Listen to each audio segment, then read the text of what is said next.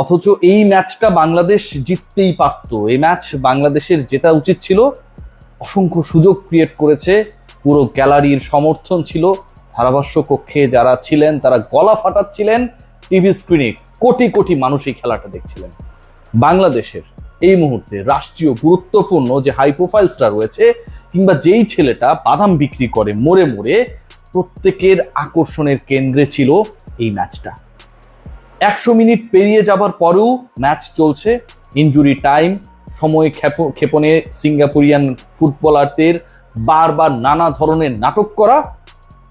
যখন শেষ মুহূর্তে তারিক কাজী সেই হেড চাল খুঁজে পেল না, 2-2 সমতা হতেও হলো না, একরাশ হতাশায় শেষ হলো, ঠিক তখনই সিঙ্গাপুর বাংলাদেশ বহু প্রতীক্ষিত আকাঙ্ক্ষিত হাই ভোল্টেজ ম্যাচ 92তম মিনিটে ট্যাকেলের শিকার হলেন ফাহিম। সেই পার্টিকুলার ডিফেন্ডার যখন তাকে ট্যাকেল করলেন, তার আগে বল ছুঁয়েছে ফাহিমের পায়ে, নিশ্চিত পেনাল্টি পেল না বাংলাদেশ। যে পেনাল্টিটা পেলে 2-1 পিছিয়ে থাকা বাংলাদেশ হয়তো অনেক আগেই সমতা ফেরাতে পারত। ওই 101 মিনিটে হেডার যদি জালে জড়াতো, ব্যবধানটা হতে পারত 3-2। যখন ইনজুরি টাইমের খেলা চলছে, 90 মিনিট পেরিয়ে গেছে, এক্সট্রা 7 মিনিটের খেলা চলছে, তারপরেও প্রায় 3 থেকে 4 মিনিট খেলা চললো। মাঠে ফুটবলাররা কেন পেঁচাচ্ছিলেন, কি কারণে লং বলে খেলছিলেন না, সেটার কোনো ব্যাখ্যা আমরা পাচ্ছিলাম না। যে সময়টা আসলে সময় নেই, যে সময়টা আসলে গোল শোধ দেওয়ার, যে সময়টা আসলে পয়েন্ট নেবার, সেই সময়টায় মাঠে ওই পেঁচানো, লং বলে না খেলা, কোন ইন্টেন্সিটি, কোন ইন্টারেস্ট থেকে হচ্ছিল কেউ জানে না। ম্যাচ হারলো বাংলাদেশ কোথায়? পেনাল্টি না পেয়ে রাকিবের বারবার মিস করা, 67 মিনিটের আগ পর্যন্ত রাকিব যতগুলো মিস করেছেন, অন্তত একটা যদি জালে জড়াতে পারতেন বাংলাদেশ অন্তত একটা পয়েন্ট পেত। নাকি গোলকিপার মিতুল মারমার মাখন মাখা হাত।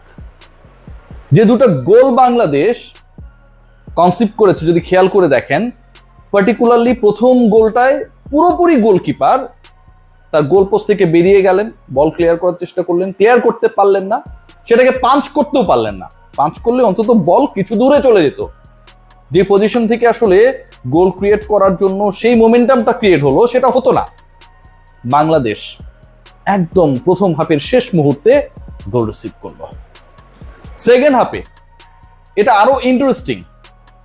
সেকেন্ড হাফে প্রথমে যখন বল কিক করলেন গোল পোস্ট বরাবর গোলের লক্ষ্যে সিঙ্গাপুর থেকে, সেই পার্টিকুলার বল তিনি গ্রিপ করতে পারলেন না, বল আবারও ছুটে গেল মিতুলের হাত থেকে, এবং তিনি যখন পারলেন না, আরো একটা মোমেন্টাম ক্রিয়েট হলো ব্যবধান বাড়ানোর, এবং সেই ক্রিয়েটেড মোমেন্টামকে ঠিকই কাজে লাগালো নাম্বার 9। মজার ব্যাপার কি জানেন, ওই সময়টায় বাংলাদেশের ডিফেন্স লাইনে যারা ছিলেন তাদেরকে দেখে মনে হবে, স্পেশালি সাদুদ্দিনকে দেখে মনে হবে যে তিনি আসলে মন্ত্রমুগ্ধের মতো যেন বাংলাদেশ সিঙ্গাপুর ন্যাশনাল স্টেডিয়ামে এত দর্শক, গ্যালারি ভরা দর্শক, এত হাই প্রোফাইলটা খেলা দেখছে, তিনিও যেন তাদের সারির কেউ, তিনিও যেন খেলা দেখার জন্য মাঠে গেছেন, খেলার জন্য যান নাই। সাদুদ্দিনের সেই রোল, মিতুল মারমার মাখন মাখা হাত, বল গ্রিপ করতে না পারা, বাংলাদেশকে ভুগিয়েছে, বাংলাদেশকে গোল রিসিভ করিয়েছে। বাংলাদেশের যে ম্যাচটা আসলে পয়েন্ট আসলেই পাওয়া উচিত ছিল, সেই পাওয়াটা হলো না। একজন স্ট্রাইকার কত গুরুত্বপূর্ণ একটা ম্যাচে সিঙ্গাপুর এবং বাংলাদেশের নাম্বার 9-এর যে পার্থক্য, সেটা বুঝিয়ে দিয়েছে। রাকিব গোল করেছেন 67 মিনিটে, অসাধারণ পাস করেছেন, লং পাস করেছেন হামজা চৌধুরী, কিন্তু তার আগ পর্যন্ত তিনি যতগুলো সুযোগ নষ্ট করেছেন, কখনো সমিত সোম, কখনো ফাহমিদুল, কখনো হামজা, একটার পর একটা সুযোগ, ওপেন নেট সুযোগ, 1-to-1 চান্সেস গুলো যেভাবে মিস করেছেন, এগুলোর উত্তর ভাই কে দেবে? ওই এক গোলে কি সব পাপের প্রায়শ্চিত্ত হয়ে যায়? ডেফিনেটলি হয় না। নাম্বার 9 বাংলাদেশ